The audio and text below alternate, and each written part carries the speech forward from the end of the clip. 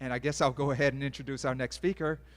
This is Lisa Dailey, who's also with the Treatment Advocacy Center, and she's going to cover the next segment.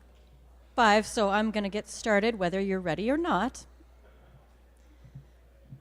Like Brian did, I'll tell you a little bit about myself and how I come to this field. I am actually the sister of a person with severe mental illness, and I had the experience of growing up on the border of one state, which was Wisconsin, and then lived in Minnesota after I went to college. And my sister with severe mental illness spent a fair amount of time in both Wisconsin and Minnesota. So I was in a position to see the difference that the treatment laws that a state has makes in whether or not a person is able to successfully get into treatment and stay in treatment. So obviously it was something that affected my family very deeply, and it was something that really kind of got me interested in treatment laws. And it was through one of the rough periods with our family member that I was introduced to Treatment Advocacy Center as a family member who was a supporter of the way that they go about engaging in treatment laws for different states. And then I had the opportunity to come join the organization after I had a law degree and had been doing different kinds of work. There was an opening, and this is an area that has probably affected my life more than almost any other issue, so it was something that I was honored to be a part of. So I'm going to take you through Nicola's Law, and I will warn you that we are going to be talking about a statute that is not always the sexiest topic to cover, so I apologize if this gets to be very wordy. There's not very many pictures in my presentation, but I will try to be as interesting as I can.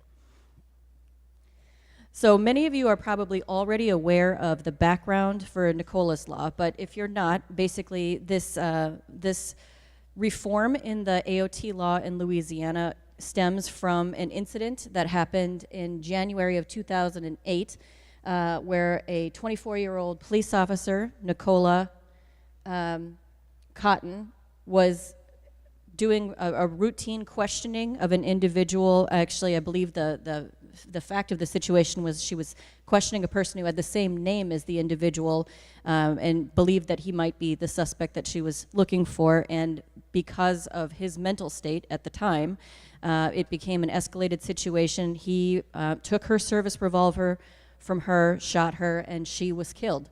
She was 24 years old, and she was pregnant at the time. It was a great tragedy in the state, and it led to some very meaningful reform in Louisiana's laws. What became immediately apparent when everybody was sort of looking at this in the aftermath of what had happened was that this individual had not been able to be successfully engaged in treatment throughout his life, and there were a number of missed opportunities with this individual, Mr. Burnell Johnson, that made people kind of wonder, what could we do differently? How could we change our laws so it would be less likely that a person in his situation is just left out into the community where he is potentially becoming dangerous to our law enforcement and our public. Among the things that people were the most upset about was that he had recently been hospitalized and had been released. It's somewhat unclear exactly what the reason was for the release, but he had been in the hospital and had been found to be dangerous just prior to this incident, but had been released into the public. And the resulting reform that happened, and it was later in the same year, which is really pretty remarkable that it took, only less than a year in order to get this reform package put together, is what is known as Nicola's Law. So the reason that I actually contacted Janet and have been working with everybody in Louisiana is because our assessment is that Louisiana is really ready and really ripe for a very robust implementation of AOT. And one of the reasons for that is that you have a really good law. And I know there is an effort underway right now. There's going to be some attempts to even clarify it more and to provide more detail for individuals who are going to be in the process of rolling it out. But as it is, it already has an A+ rating under our grading system. And it really is a very good law. It has all of the things that we look for in grading highly a state. And it also is one of the top laws in the country for having all of the things that are needed in order to make a successful program. In addition, if you look around, you can actually see another example of why we think Louisiana is ready.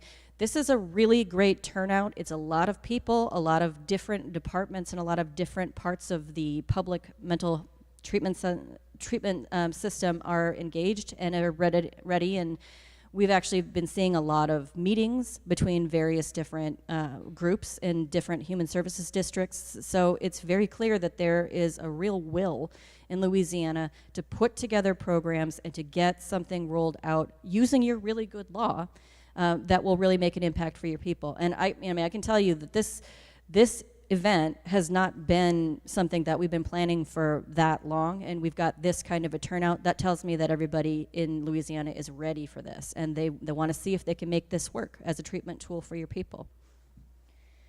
It's also, I do want to also just state that at this point, there is quite a bit of additional opportunities for funding at the federal level that may become available or have become available for this kind of a program. So if you can get something set up and you can get a structure put in place, it is possible to apply for federal funds. It's never a guarantee that you're going to get federal funds that you apply for, but it is definitely something where there are specific funding streams that are available for AOT, and there are also funding streams where AOT is one of the kinds of things that you could use, like for criminal justice diversion programs and this kind of thing, where you can use this as a tool in order to apply for federal funding or even for private grants, which is also a possibility.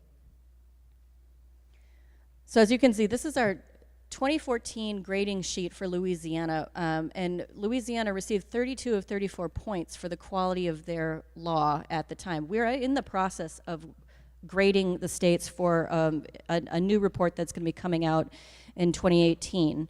And since the time that this grade has been received, there actually have been some positive improvements that have already been made in the Louisiana law, and there is an opportunity in this next legislative session to continue to improve upon the law. So it really is, you really are in a great position to roll out laws, because there's very few things that we would identify as potential areas of concern where you could not put together a very successful program based on what you've already got in the legislature and with what you're already looking at as potential changes or clarifications under the law.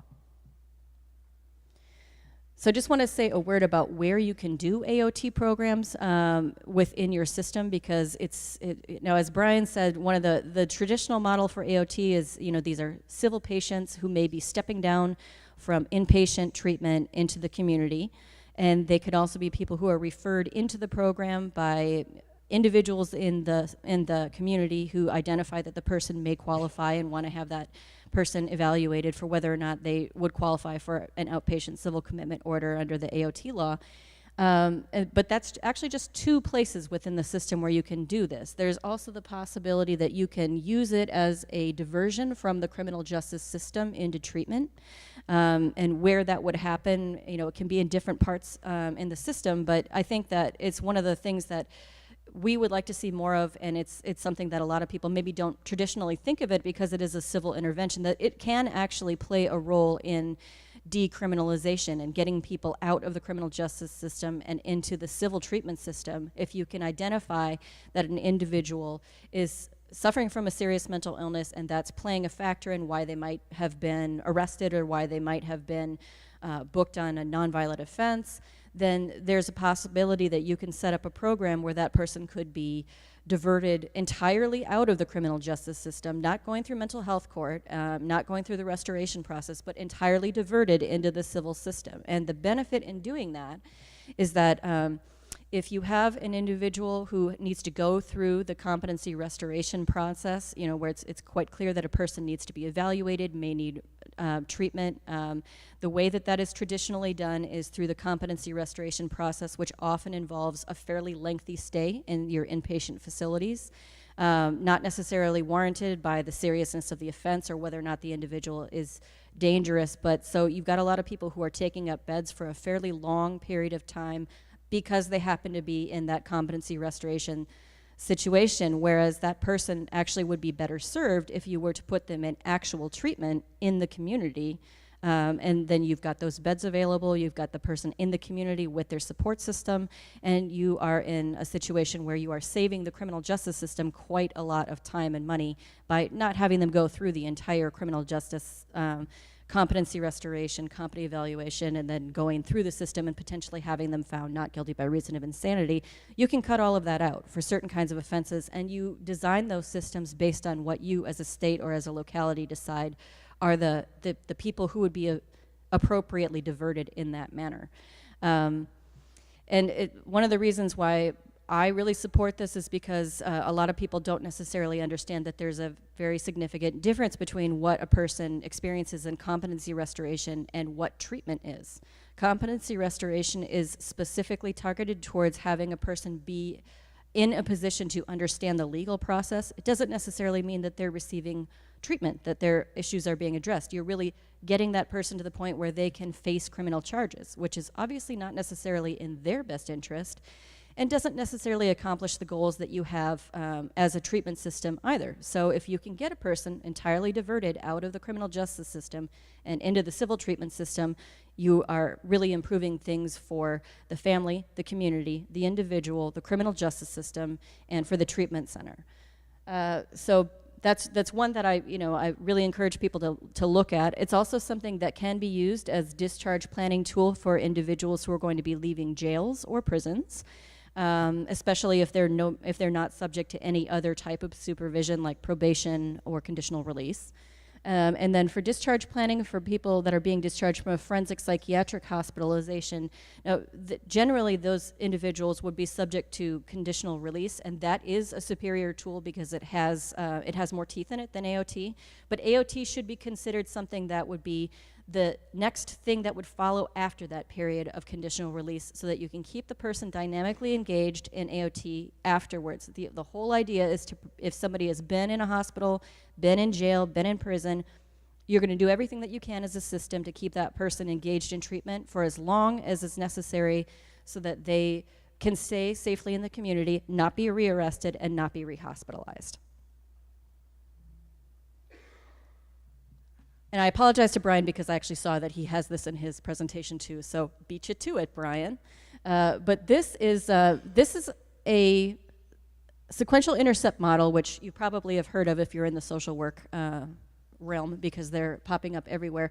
This is for the 21st Century Cures Act. You can see that the new SAMHSA model for the criminal justice system has AOT at the front end and at the back end. So basically, they're recognizing that there is an opportunity in intercept zero, so that's before you even get into the criminal justice system, to prevent people from getting into the criminal justice system by having AOT be a robust possibility while they are still eligible for civil intervention only. And then, if you assume that somebody who has a serious mental illness has fallen into the criminal justice system, they go through the rest of the process. When they get out, it's the last intercept. So it's a possibility to keep somebody dynamically engaged in treatment after they are no longer under any other form of supervision. So basically, this is SAMHSA's opportunity to present to everyone that they really want to see AOT programs as a way to keep people out of the criminal justice system, and they want to see people also engaged in AOT after they've been in the criminal justice system to keep them from going back into it.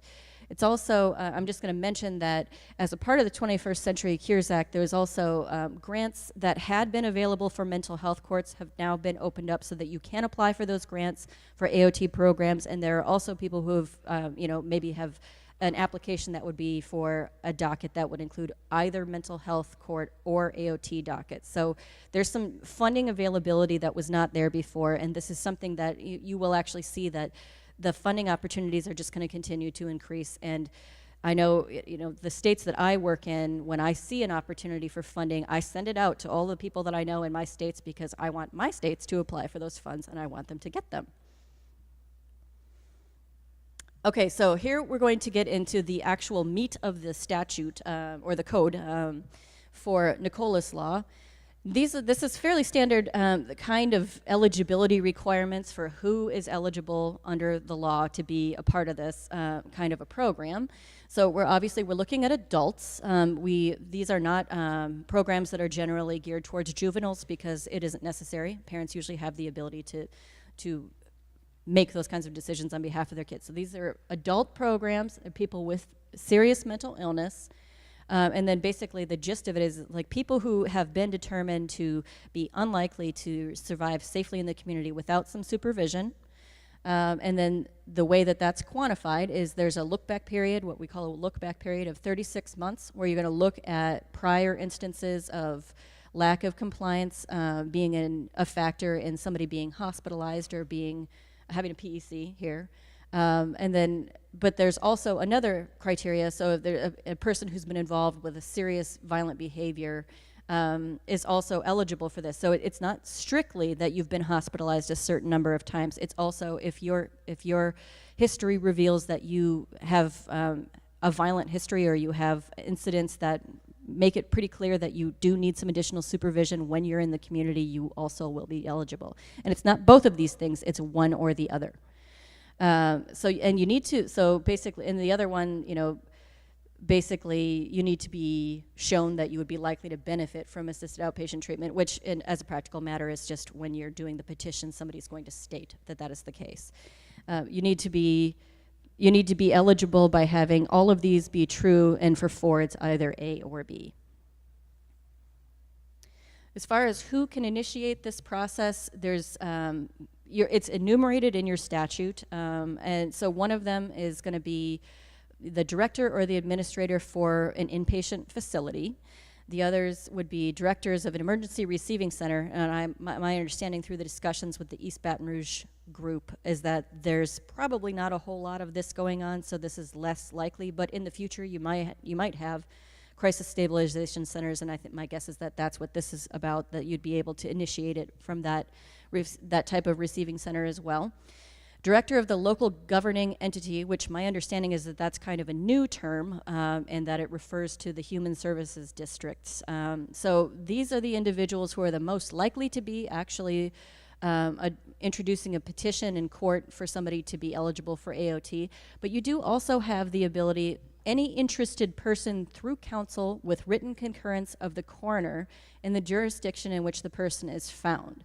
So this can be several different classes of individuals that would be eligible to file a petition under this, and who that's likely to be would probably be family members, spouses, definitely could be law enforcement who are coming in contact with somebody frequently and know that they are somebody who probably would be eligible because they've personally picked them up a certain number of times. Can be social workers, outreach workers. So the idea is basically you're creating an avenue into treatment for individuals who seem to qualify but are sort of skating along underneath the radar of the other entities that might be able to petition. And this is an important avenue into treatment for individuals because a lot of times family members are the first ones and the most the first ones who are aware that a person is decompensating and is getting to the point where they might soon be dangerous. And you really do want to try to catch people before they hit the point where they're likely to engage with the criminal justice system. So the petition process, what we've seen throughout other jurisdictions is that the vast majority of these are going to be coming from people who have gone into inpatient treatment, and we call this the step-down process. So it's basically somebody who has gone either on an emergency basis or has ended up in inpatient commitment. They are in the hospital, they have been seen by physicians, they're receiving treatment, they probably received medication, and they're basically at the point where they're stabilized enough where they no longer meet inpatient criteria, and this would be the point where they would be discharged into the community normally. But then you can see, based on their history and based on the other factors that you consider, that they would be eligible for AOT, or you think that they would be eligible for AOT, and you think that they would survive in the community better if they were under an AOT order. So this is most of the petitions that you see in the courts are going to be coming from this kind of a scenario, but not all of them. So and this can be, the inpatient process you're in a position to probably know the history of hospitalizations best, and that's why it's most likely that they're going to be coming from here. And it's also a lot of times the individual, if they have been untreated in the community for a lengthy period of time, they may be and they are likely in a situation where they require some stabilization before they're ready to be under an order in the community. So most of the petitions will be coming from this, but the other avenue for an individual who's in the community and somebody has knowledge that that person likely is going to qualify, that is also an important avenue into treatment, especially for if you're looking at individuals who maybe aren't likely to become dangerous to others, but they're really quite dangerous to themselves. So they may not be encountered by law enforcement, or they might be less likely to be in a situation where someone's going to call 911 because of something that's going on. But there definitely could be somebody who has a lot of contact with that person, knows that they might be eligible, and thinks that they'd be a good candidate. So obviously the process for petitioning for an individual to be put in an AOT order, or for to get them into court so that can be determined, is different based on whether the person's coming from that inpatient situation or whether or not they're coming from the community at the time that the thing gets filed in the court. So if you're coming from the hospital, the person's in the hospital, they will have been seen by a physician. So the process is a little, there's not the extra step of needing to seek a coroner's concurrence.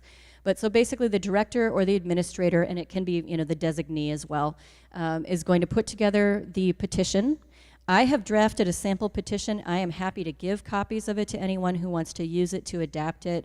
So that's why I brought an entire stack of my business cards. And I want, if people want sample pleadings, if they want forms, please grab one of my business cards and I'll be happy to send it to you. Because you definitely want to have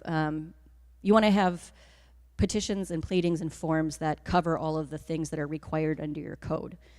So basically the director is going to begin putting together a petition because they believe that the person satisfies the criteria, and that's going to be that checkoff list that you saw when I started the presentation. And then that needs to be accompanied in court by an affidavit from the physician. It's usually going to be the treating physician, but the statute specifically says that it can also be, it's probably going to be a psychiatrist who's treating at the facility, but it just says physician, so it doesn't have to be a psychiatrist. It can be a psychiatric mental health nurse practitioner, and it can be a psychologist. Basically, what they need to state is, there's specific things that are indicated in the code that need to be included in that affidavit, and then the person has to certify that they're available and willing to give testimony at the hearing. You file this with the court, and then within the code there's also certain individuals that need to receive notice of it for it to be valid. That includes the respondent, who would be the potential patient, but obviously if they're coming from inpatient, you know where they are, so it's not the same issue that it would be coming from the community of locating that person and serving notice on that individual. So that's how you go about initiating this process for somebody who's inpatient. If you're coming from outpatient, the code specifies that you need to file with counsel. It's not really clear what exactly that means, like what counsel means when you say file with counsel. So does that mean that you can file through one of the county attorneys? Does that mean that you can file with a private attorney? So basically, because the code is silent, it really can be any counsel that you find who's willing to do it. That's something that you can probably set up as a matter of your local discretion when you create these programs, who is going to be the person who would file that on behalf, or there's always the possibility of just finding local private attorneys who are willing to file the petitions on behalf of private people who maybe aren't represented. Like if it's the sheriff, they've got somebody who does those kinds of things, but if it's an individual who's like a family member, probably you would be finding a private attorney who knows how to do these and is willing to do them. So then what you need to do is you go and you receive the coroner's written concurrence, is how it's described in the code. There are forms on the state website that I believe would work for this purpose, and it's also, but that's also something that you can determine what you would want to use locally for that purpose. And then you take that written concurrence, and then there also needs to be a medical affidavit for this situation. Now, there's because this person is not coming from an inpatient facility, and you may or may not have somebody who is able to be examined prior to filing this with the court, what you're going to be doing with the physician's affidavit is you're going to be submitting either that they have examined somebody within 10 days of the filing, or that you've made an attempt to arrange to have that person be examined and they've refused, but the person is willing to examine the person and then testify once they've done it. So that's kind of the situation that's set up to address the fact that somebody coming from the community may not be in a position where they have a recent examination from a physician, but you want to create a situation where you can still have a pathway into court even if the individual doesn't really want to cooperate, which is foreseeable. Now again, there's not going to be very many of these in any court docket, but it's important that it's kind of understood how they work. Now, I will say I did actually request from East Baton Rouge and Orleans Parish to see what they use for their coroner's certificate. I was clueless enough to have actually called on Mardi Gras to ask for these things, and they were kind of giving me the, like, you're seriously calling me about this today, but so I was just like, oh, I'm sorry, I will call you tomorrow, no problem. But so this is the form that is on the Louisiana.gov Health Services website, and so that's available for anybody just by the website. And then I also requested, what does the coroner use for East Baton Rouge, and this is what they sent me. So basically, these are you can see that it's kind of like an affidavit. It's kind of a sworn statement, and so you can fashion more or less. All it says in the code is that you need a written concurrence. So that can be whatever you think it needs to be, and if for some reason it doesn't seem to satisfy the code, they will let you know. But generally speaking, they're guidelines so that you can develop what works best for you locally based on who the stakeholders are. Okay, so the actual step-by-step procedure is you're going to file the petition however it's coming in, either from inpatient or from the community, in the judicial district of the parish where the person is present or believed to be present. Obviously, the person is not actually present there. You are not going to get him into court there. And then you're going to serve copies of these on the respondent. Now, you do actually need to accomplish that service for this to go anywhere. And that, of course, makes sense because it's like any other civil lawsuit. You cannot sue somebody who has not received notice that they're being sued. And this is the same thing. Like, you can't have a court action that is involving a person who has no idea that they should come in and say why they don't agree with this. But so that's the first thing that you do is you're going to arrange, you file the document, and then you're going to serve it on the respondent's attorney if you know that they have one, which is probably realistically not going to be something that they already have. You're going to send a copy to the petitioner, which is going to be, again, probably the inpatient facility or the local governing entity / human services district. And then it's not actually required under the statute, but it's probably a good idea to serve a copy on the Mental Health Service Agency because they would be the ones who would be assigned to represent the respondent if they are unrepresented. They have the right to be represented by somebody from the service. So by sending, by actually serving a copy on them, you can make sure that somebody is actually going to be there from the Mental Health Service Agency, and then you don't have to reschedule the hearing so that somebody can be appointed.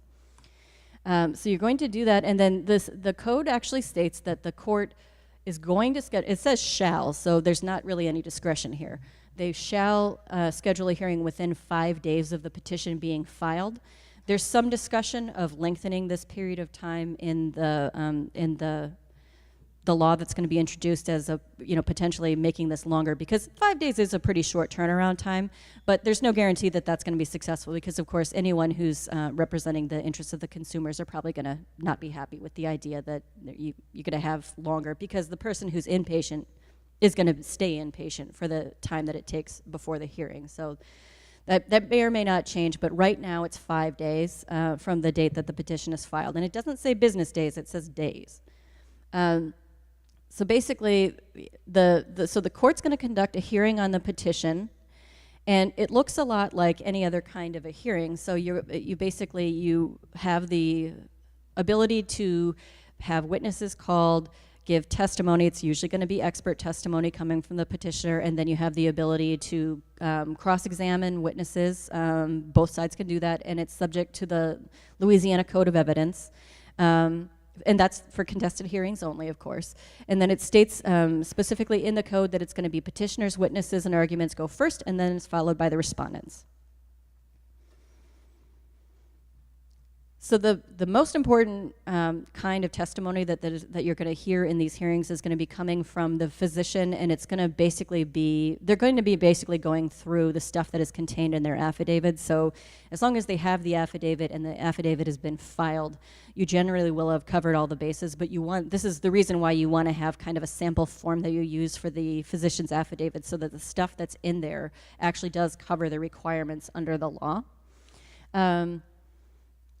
And that it also covers the base because that it's part of the record, so it's less likely that you can argue that they missed saying one of the magical words that you need in order to actually qualify under the statement.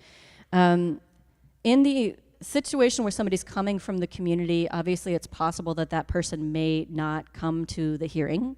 If that person has been served, it is possible to continue with the hearing regardless, but you do have to make a statement on the record about the basis, that there have been attempts that were made to get the person to come to the hearing. They have actually received the notice that the hearing is happening. And then the judge has the authority to order for the individual to come into custody and be examined. But there has to, actually needs to state that there's reasonable cause to believe that the allegations in the petitions are true. And if that is the process that is followed, there's a 24-hour limit to how long that person can be held in custody to be examined. Like I said, this is going to be very few of the things that you see on a docket. There's not going to be very many of these, but it's important to know what that process is. And we're going to talk later about how to prepare as a group to roll out these programs, and that's going to be a big thing. It's just that you need to know these are the ways into the system, and this is what that looks like. So it's important, even though this isn't going to be happening very often, so that it's you can make sure procedurally everything is satisfied. And it's in the code. It actually doesn't state what happens if you get to the situation where somebody has not been examined and they need to be taken into custody for the purpose of being examined. But my presumption would be that you would continue the hearing until the person has been examined, because I don't know how you would make a record that would allow for the order other than that. So the person would be taken into custody, then you would come back into court and you would finish the hearing at that point. I'm not going to go over this in too much detail because I can send out copies of this PowerPoint, and I'm trying not to go over time here, but there is very specific things that need to be included in the medical testimony. You have to hit all of these notes, and they should be in the affidavit. So the best practice is that the person who is submitting this affidavit, who's going to be basically providing the medical basis for saying that the person should qualify for AOT and would benefit from it, you should just carefully craft that affidavit so it has everything in it that you need, and then your testimony will just basically go through the points of the affidavit that you submitted. It's also, okay, so a big part of what becomes a part of the order is the written treatment plan, which is specifically enumerated in the code, what needs to be a part of it, and it's also the sort of the basis for explaining to the individual what it is expected of them. If the order is going to be granted, you want to make sure that they know exactly what they are being ordered to do, and that's why you include the written treatment plan in it, so that there's no question about what the person has to do to be in compliance, and so that they can report on their successes and people can identify areas of concern or anything that needs to be changed. And this is why the judge is dynamically engaged, because it gives the person the ability to ask any questions and to make sure that any major omissions have been handled by the hearing. So what it actually is required to have is you need to have a written treatment plan as a part of an AOT order. There's not a way to have an AOT order in Louisiana without one. It is specifically to be developed and these parties are listed in the statute, so you have to cooperatively put together a plan with the case manager, clinical social worker, and the treating physician, more or less, but it can also be it's the same group of people that can do the affidavit. So they need to be involved in putting together the treatment plan.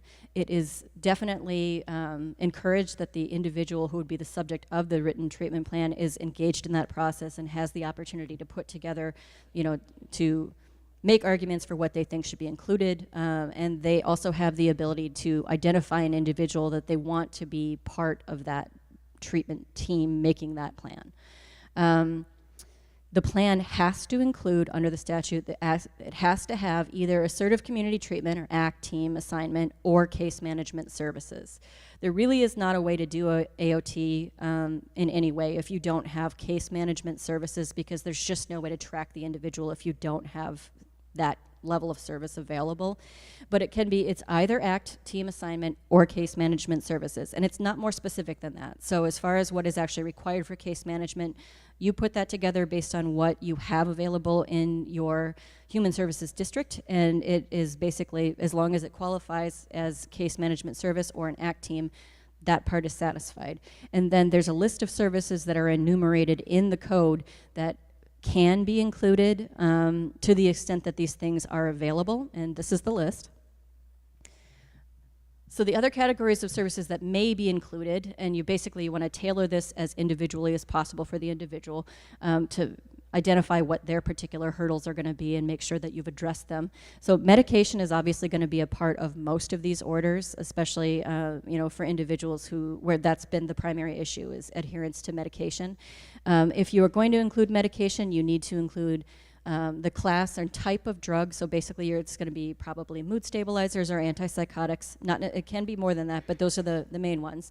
You don't want to put in a specific dosage. You want to put in a range of dosage so that you don't need to do an actual modification in order to change dosage. You want to be able to have some discretion built into it so that the physician continues working with the person to get the right dosage without having to go back to court. But you do need to include the class and the type of medication and the dosage range. You also can include laboratory testing, and this can be blood testing so that you can make sure that the person is taking their medication, or that you can toxicology to make sure that they're not taking things that they're not supposed to be taking. You can order substance abuse and addiction counseling and or treatment. And that can include testing to make sure that they're in compliance, subject to a couple of specific requirements that are on the next slide. You can order individual or group therapy, day or partial day programming, educational vocational rehab, supervised living, and transportation. None of these things can be ordered if they are not actually available from where they are, and they do need to be certified that the services are actually available. So this is not an attempt by the courts to say, you have to go develop these programs that you don't have available with money that we're not going to give you. It's designed so that as services are available, they can be incorporated into this, but there's an understanding that there's going to be a range of services available from the different human services district. So for substance abuse testing requirement, you do actually have to demonstrate on the record. So this actually does need to be incorporated into the record that the person has a history of substance abuse related or addictive disorder that is clinically related to the mental illness. So this is not a way to shoehorn people who only have substance abuse issues into this kind of a program. This basically, like, if there's a consistent problem with treatment adherence that has a lot to do with substance use, which is, as we all know, very common, then you need to make the appropriate statements on the record. And so the written treatment plan is supposed to be provided at the hearing, which, as you probably are aware, if that's within 5 days of when you file it, that's a tight turnaround time. But the idea is that going through the written treatment plan is a big part of what the black robe effect is. So there's a reason why they want to have it prepared. It does not mean if they have not done the written treatment plan that you can't then continue with the hearing. There is provision later in it that you can have like a 5-day extension, but the best practice would definitely be to have the written treatment plan prepared and ready at the time of the hearing. Brian mentioned this a little bit, but as far as the procedure for settlement versus contested hearing, you're most likely going to have a lot of settlements. And if you think about it, that makes sense, because an individual coming from inpatient is going to be real likely to agree to whatever makes them outpatient. But it is very important that you want to still do the hearing, and you want to go through the treatment plan, and part of that is because you want the person to have the sense that there's a legal obligation and that there's a team of people who are watching what they're doing. The other reason that you want to do that is because during that hearing, when you go through the written treatment plan, you're giving everybody who is a stakeholder an opportunity to identify things that might have been missed in that treatment plan that should be addressed. And you can, as long as it ends up as part of the court order, it's part of the treatment plan. So it's really important. You don't want to just settle and then have it remain, a civil situation where you never go into court the way that it would be if it was another kind of a settlement. As long as it's not contested, you don't need to do the whole, cross-examining of witnesses, but it is extremely important that you still go into court.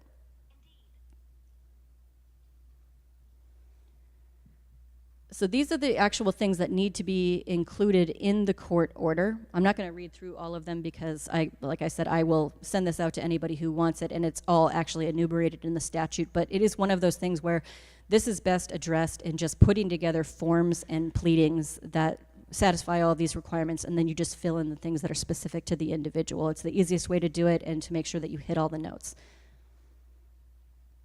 Modifications can basically be handled. Statutorily, it's kind of written in there, but it's very, there's not a lot in there. But the way that it's actually handled, there's certain things. If it is considered a material change, you got to go back to court if you want to change it.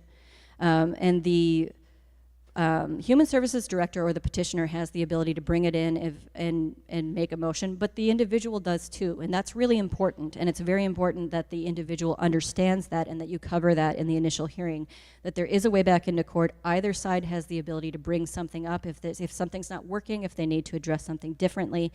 Both parties have the ability to bring it back before the judge to modify or to readdress things and make sure that it's working for the individual. Noncompliance is addressed under the statute, but it's pretty clear that essentially, you have the ability under the statute to consider the fact that there's been noncompliance of an AOT order as a factor in whether or not an individual should go inpatient or for emergency certification. But it's also the case that you're basically following the same process that you would be for anyone else who's not under an AOT order. They need to qualify for emergency evaluation, or they need to qualify for inpatient treatment. They need to satisfy those criteria. So a lot of this is kind of a discretionary thing where you're going to make every attempt as the treatment team and as the judge to try to get the person back into compliance before you're going to pull the trigger on this, and you're going to actually have somebody go in to be evaluated, because they do need to qualify in order to go back inpatient. And you don't want to have an empty threat, have somebody go in and be evaluated, but they're not actually a danger to themselves or others, because that doesn't, it's kind of, destroys some of the trust that you're building up as a team with the judge. So the original order can be up to a year under your statute, and then renewals can also be up to a year. It's the same process that you would do for a petition, but you no longer have to satisfy the, within the last 36 months part, because that obviously doesn't make sense, because the person presumably will not have been hospitalized during that period, or may not have been, and we don't want them to not qualify because they're doing well. So basically, you would do the same process as you would, and then there is a provision that if a person has been renewed four consecutive times for at least 6 months or up to a year, that you could then do a renewal for up to 2 years, but not more than 2 years. Now, obviously, the goal is going to be for people to become engaged in their treatment and to be voluntary, but there definitely are some people who just do better with a certain amount of supervision and court engagement, and you'll be able to tell who they are as time goes on. So it's not necessarily, it's not that everybody is going to be under an AOT order for the next 10 years of their lives, but the possibility is there. If the individual is somebody who would benefit from that, it makes it possible to do it without hauling everybody into court too many times. So here's a flow chart, which I am not going to walk you through because it basically just summarizes everything that I just said. But it's available, and it's something that if you're going to do this procedure, it's kind of a nice little cheat sheet, and I have it available as a PDF, a Word, and a JPEG. So please, everybody who is interested in having it, send me an email, and I'll send it to you. On our website, we have various different documents and forms that are available from other jurisdictions, and then I've got several that are specific to Louisiana that I've personally developed, and I'm going to encourage people to grab one of my business cards, get in touch if you want copies of that stuff, and I'm also going to send it out to John Nosaka, and he said that he would send it out to everybody as well. So you will have access to whatever I've put together for Louisiana, but really you're encouraged to have everybody develop what works best for you locally under the statute. That's it for me. Okay, so it's 10:50. Did I go way over?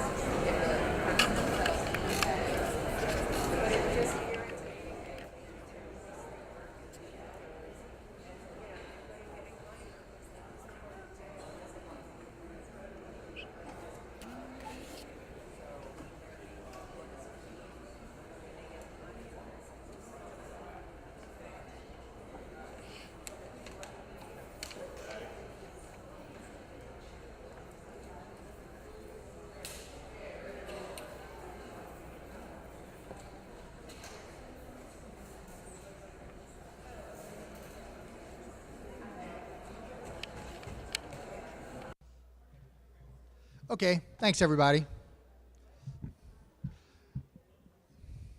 We'll take a nice long break after this next segment. We try not to go more than an hour and a half or so without breaks, but I'm going to restart if everybody's ready. You guys want to? Okay.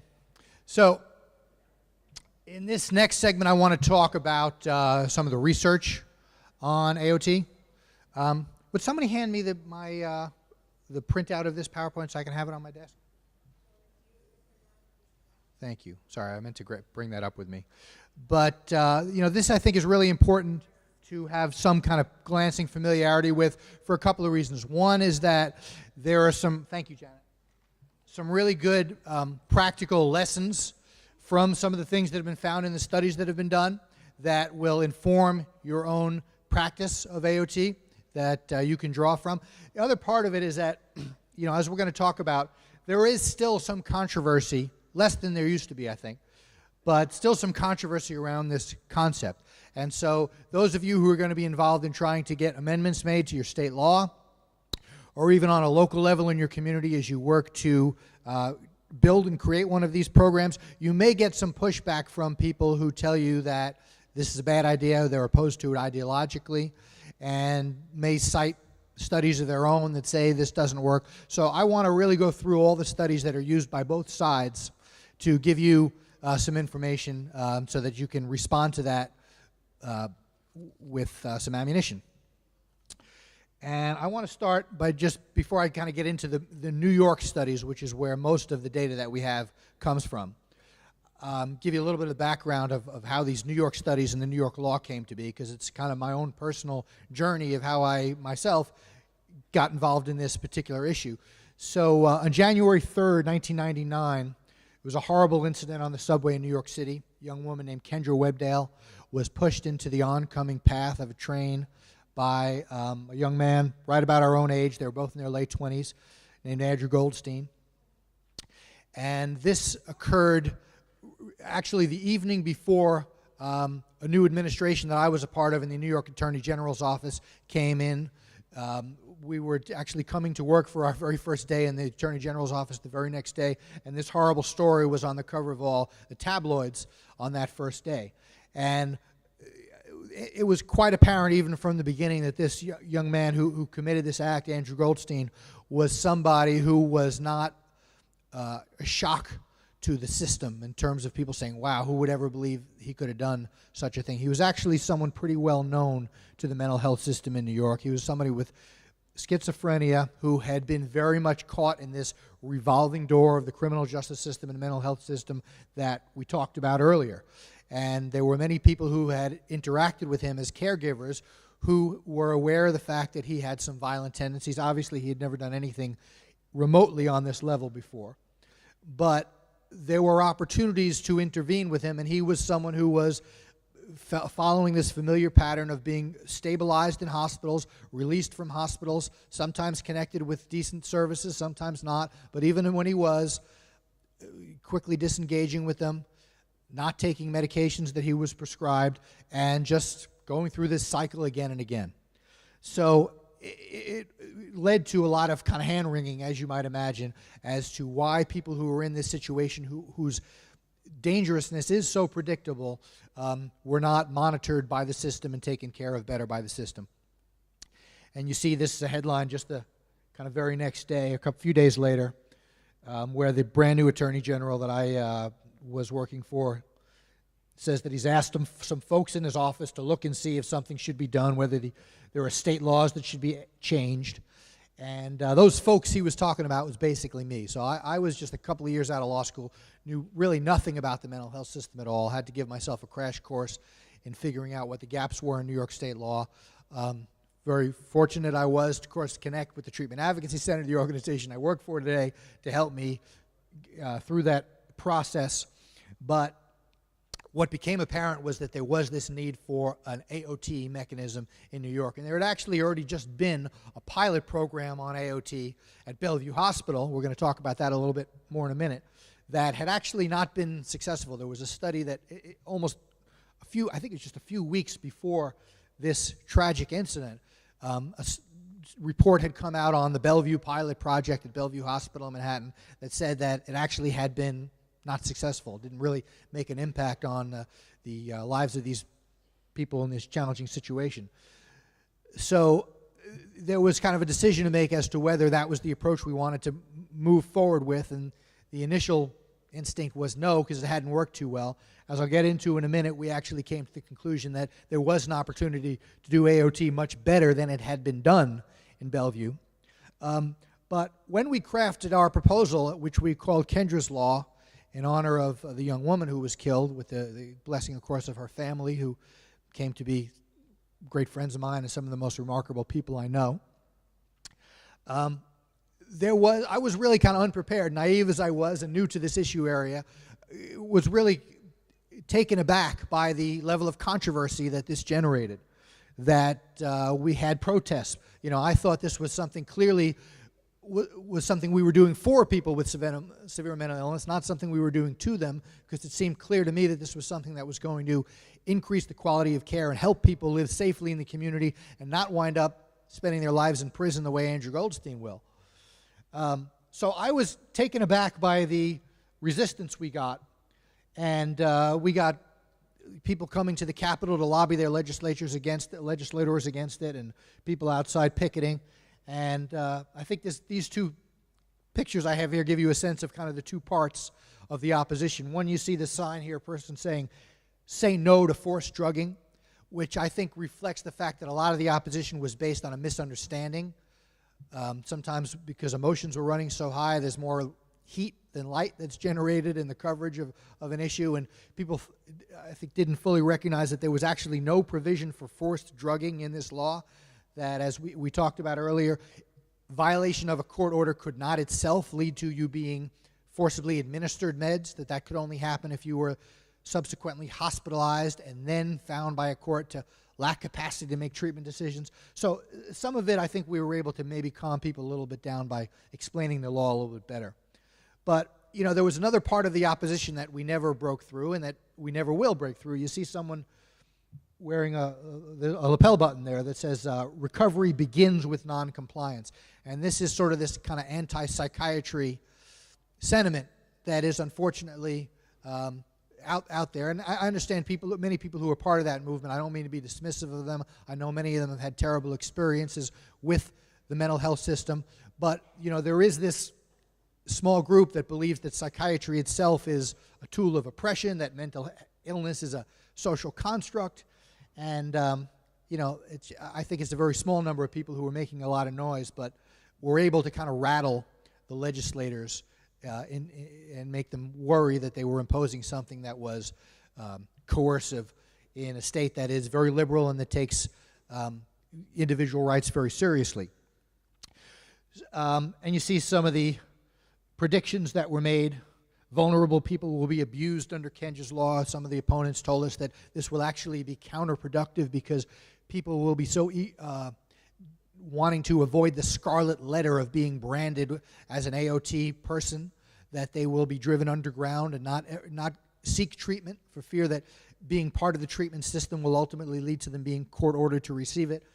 So, there was a lot of worry swirling around the passage of this legislation. When we finally did get it enacted, about 7 or 8 months in August of that same year, 1999, and you see the governor of New York signing the bill with the family members of Kendra Webdell there. The law was passed, but I think very reasonably a sunset provision was attached to it, which is to say that it wasn't made a permanent part of New York's mental health system. The law was basically given a 5-year leash. It said that in 5 years this law shall expire, and we will decide at that point whether to continue it.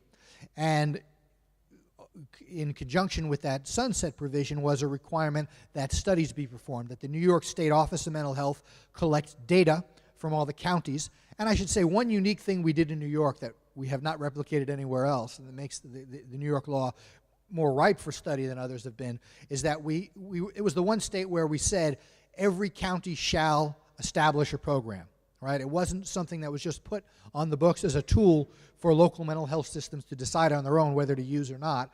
We actually made this a statewide mandate that every county shall have a program and shall build an infrastructure, and within the State Office of Mental Health, an infrastructure was created to oversee and supervise those programs.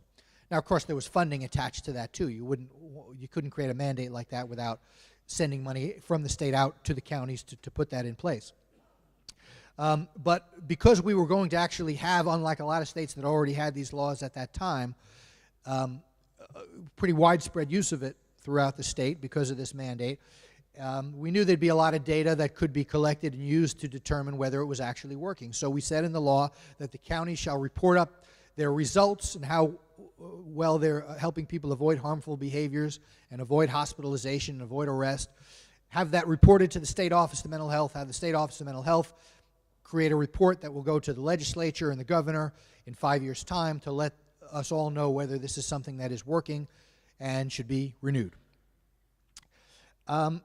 And this led to the first of the two big studies that I'm going to talk about. It's the one with the cover here on the left, the 2005 report from the New York State Office of Mental Health on the results under Kendra's law so far. And the data was actually so good it really exceeded our wildest expectations, to be honest with you, in terms of how much this law seemed to be helping. What the Office of Mental Health did is they compared people under AOT, under their court orders, for over the first 6 months, and that's the length of the court order in New York at that time. It could be imposed for 6 months and then renewed. But they looked at how people did over that 6-month period, compared it to their results and outcomes in the 6 months prior to being part of this program, to get a sense of whether the program itself was making a difference in people's lives. And here you see these stats. I mean, just unbelievable reductions in all kinds of harmful behaviors that lead to arrest and hospitalization.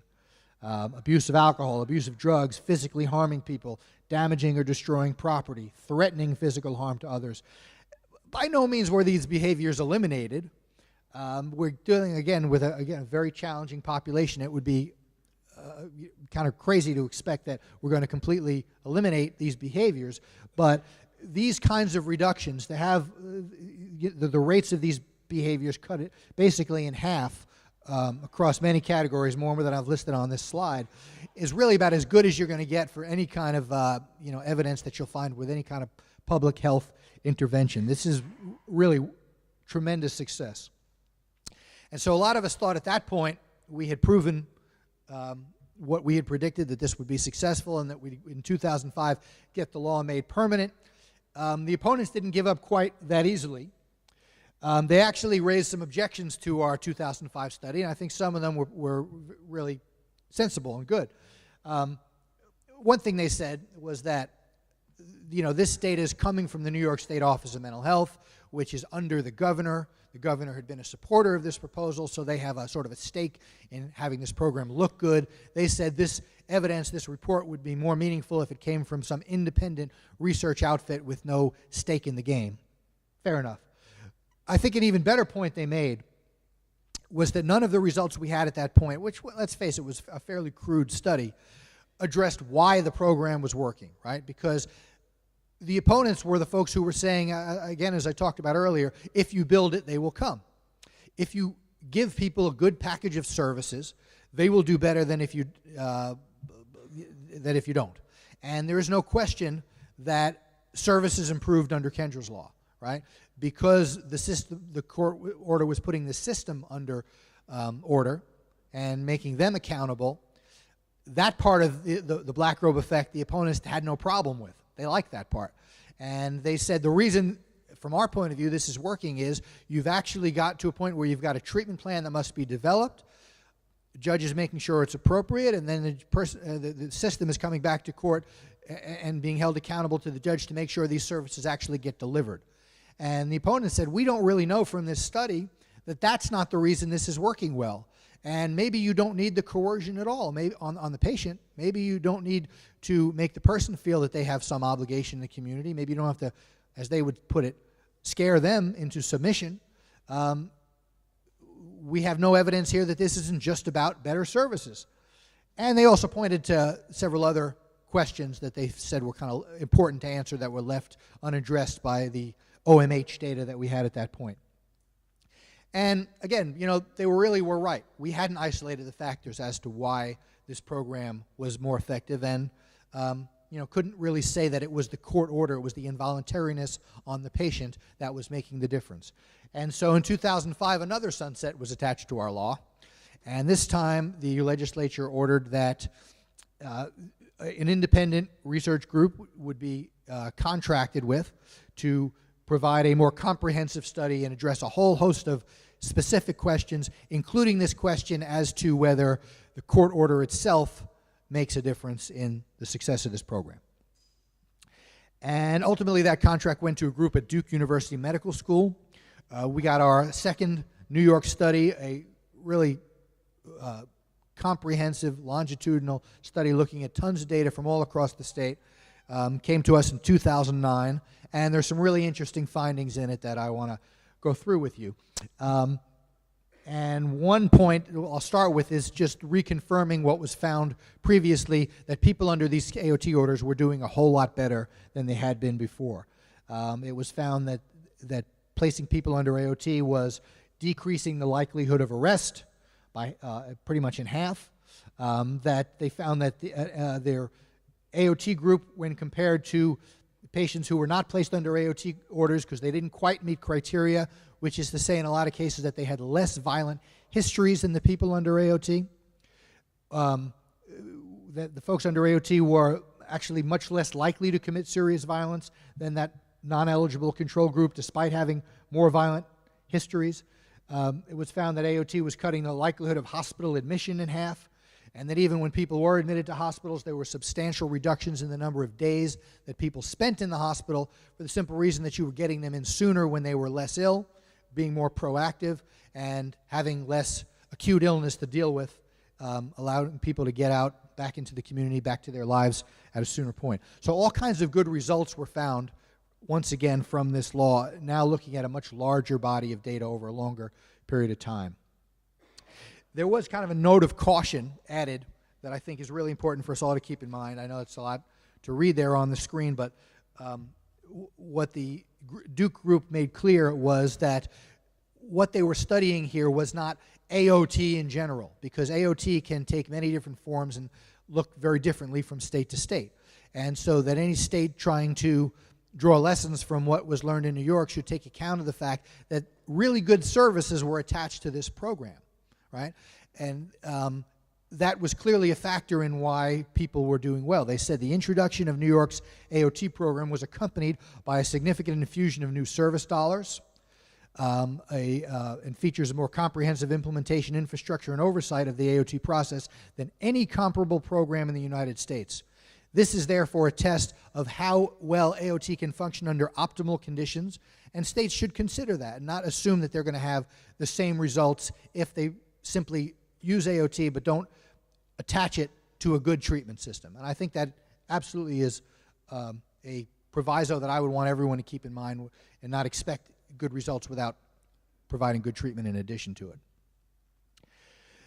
Now, on this question of whether the court order itself made a difference, isolating the court order as a factor, not an easy thing to do from an empirical point of view for researchers, because, to really study that under laboratory conditions, you would have to take two groups of patients, right, who both meet criteria for AOT, and offer them both the same package of services, but give one group a court order and the other not, and see how they do, compare how they do.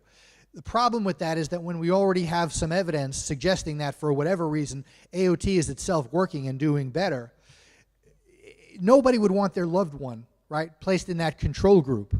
You don't want to make guinea pigs out of human beings where we're just going to, see what happens when there's some reason to think that this full package, including the court order itself, really helps. So to really study that in a way that nobody would argue with is really something that it's really hard to ethically design a research design like that. But one difference in the way the law had been implemented around the state gave the researchers, fortunately, an opportunity to isolate this question. It turned out that there was a different school of thought in New York City and some of the counties around New York City in that metro area versus some of the more sparsely populated counties upstate where judicial resources were more limited and there was more resistance in the courts to bringing people into this intensive program on a regular basis.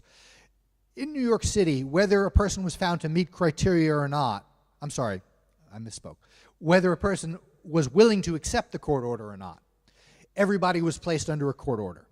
So that if you were coming out of the hospital and said, yes, I'll go along with this, they still put you through a full hearing, and you met with the judge, and a court order was put in place. In the upstate counties, they would let people know that you meet criteria. If you don't choose to voluntarily settle with us, we will initiate a petition and seek a court order, but gave folks the opportunity to do a voluntary settlement agreement that actually did not involve any interaction with the judge. So it was just that package of services, the person agreeing to take part in it and agreeing that if they fail that it would lead to a court order petition, but there was no black robe effect imposed for a lot of the people who were receiving this for the most part in upstate counties. And that gave them an opportunity to compare whether this judicial involvement was itself making a difference. And in fact, they found that it did. There was no question that both groups did better than they had done before. So there's no getting around the fact that increased access to services in a system that's more serious about providing you services is a large factor in why AOT was doing well for everybody. But they also found value added by the court order itself. They found a highly statistically significant difference in the likelihood of hospital admission over 6 months between these two groups of quote-unquote AOT patients. They found that those who were under court order were less likely to be arrested. They found that there was a substantially higher level of personal engagement in treatment among people who were court-ordered and seeing a judge, which I speculate is flowing from the fact that having to come to court and talk to the judge about how things are going tends to make you more engaged yourself, because you're going to have to articulate that and pay attention to that on a regular basis. And so the research conclusion that was drawn in this landmark New York study was that, yeah, absolutely, the increased services available under AOT clearly improve recipient outcomes. However, the court order itself and its monitoring appear to offer additional benefits in improving outcomes. Another kind of huge finding, from my point of view, because there was so much speculation that this would be seen as a scarlet letter and that people would feel stigmatized and coerced by the indignity of going through this program. They actually found that that was not the case at all. They did lots of interviews with people across the public mental health system in New York, people who were under AOT court orders and people who weren't, and found that that being under AOT was not predictive at all in terms of whether people felt coerced or stigmatized by the New York mental health system, which is not to say that some people under AOT orders didn't feel that way. Some did. But some people not under orders felt that way too. And what turned out to be predictive, and this shouldn't be, I guess, a revelation to anybody, but it's still worth pointing out, what turned out to be predictive as to whether or not you had those feelings of coercion and stigma is how respectfully you believed you were treated by the representatives of that mental health system who you interacted with on a regular basis. And so if you felt that you were treated with dignity and respect by the people providing you treatment under your AOT court order, you tended not to feel coerced or stigmatized. And there is absolutely nothing in this process that should ever interfere with treating people with dignity and respect on a regular basis. Another kind of huge finding is that this was found to be a money saver for the New York State mental health system. When the economic data was looked at in terms of how much was being spent per patient on people under this program, you know, it's very interesting. If you look at this chart here, it gives you basically clusters of spending on certain types of services. And this is comparing the amount of money spent per patient on the year before that person went into AOT with the amount spent on the year following the initiation of the first order, and then looking at the year after that. So by that second year, right, a lot of people have graduated from the program. Some people are continuing on it. But when you look at the spending on various kinds of services here, see if I can get closer to make my point. Right, so this first group here is looking at how much you spent on the process itself, the legal process. Obviously nothing before you're imposing AOT, about $5,000 in the first year per patient, going down to about $3,600 in the second year when many people have graduated. So there you see an increase in spending from the year before. And in fact, in these other clusters here, when you're looking at spending on services themselves, right, spending on outpatient mental health treatment, there's no question the system was investing more, spending more on people under AOT, spending more on medical treatment, medication, than they were before people were a part of this program. But then look at these two clusters here, right? This is the amount of money spent on hospitalization of these individuals. And you see the decrease in spending on hospitalization going from $50,000 on average per person down to 11, a little bit higher in the next year, right? This is hospitalization spending by New York State itself. Here is Medicaid reimbursement spending, huge declines. I mean, these declines in dollars spent are so much greater than the modest increases you see here, here, and here, that, you know, even if you don't care about these people the way we all do, this is a no-brainer. This is something that every mental health system ought to incorporate. There are other studies that have come out over the years that reinforce a lot of this knowledge we have from New York. Nothing as comprehensive, nothing that we cite as much, but some really interesting data from North Carolina that I also think is worth keeping in mind. This was a randomized controlled trial, one of the few that have been done on AOT. For reasons I've explained, there are ethical barriers to doing randomized controlled trials to study this particular issue.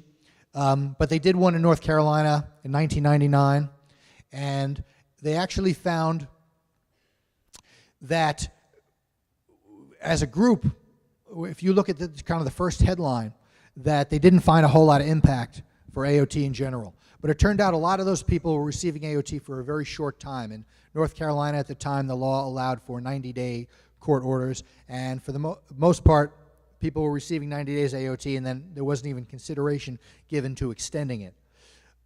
When they drilled down into their data and looked at people who received AOT for 6 months or more, that's where they saw some really meaningful gains. Receiving AOT for 6 months or more, it turned out, led to significant reductions in hospitalizations, arrests, violence, victimization, and also improved engagement. Now, of course, that particular finding was not randomized because there was no way to randomly assign people in advance based on how long they were going to spend under AOT. That ultimately came down to a judicial decision that had to be made upon the expiration of their order. You don't say in advance, okay, these people are going to get AOT for 90 days, these people are going to get it for a year. It's a clinical decision that has to be made when the order expires, so that couldn't have been done.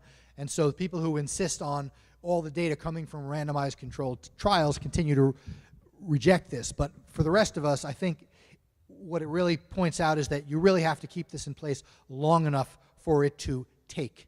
You know, we don't want to suggest that when you're dealing with patients who lack insight, who have anosognosia, that going through this process is going to restore their insight. It's not.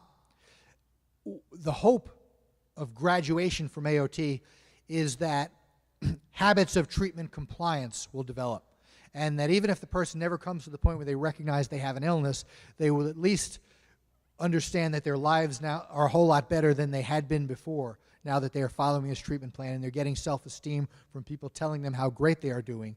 And you hope that they are not going to want to lose that, even if they don't go to the point where they think it all through and say, well, why do I have to do this if I don't have an illness? You hope that this experience they have will kind of trump the fact that they don't consider themselves ill. I mean, I know one father whose son has been very successful under AOT for years who says that, you know, he says he takes his meds because it helps him sleep. He doesn't believe he's ill, but he found some way to reconcile within himself why these meds are good for him, and really, at the end of the day, who cares what reasons people come up with? We want them to stay on treatment.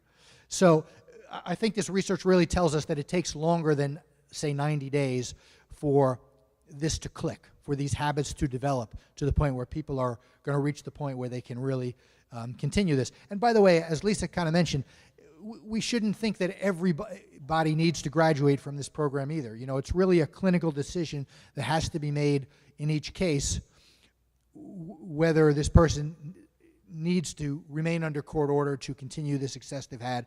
And if somebody needs to have these orders indefinitely renewed for the rest of their lives, that's going to be the rare case, but there are such people. I don't consider that a failure of the system to graduate them. I consider that a success of the system to give that particular individual what they need. So this terrific data that we have and developed has actually led to a lot of the controversy around AOT dissipating, I'm happy to say. One of the huge breakthroughs we had in this regard was a few years ago when SAMHSA, the federal agency that makes block grants to states, that they allow states to make discretionary choices as to how to spend, they maintain something called the National Registry of Evidence-Based Programs and Practices, because they do ask states to use their block grants on programs that are evidence-based.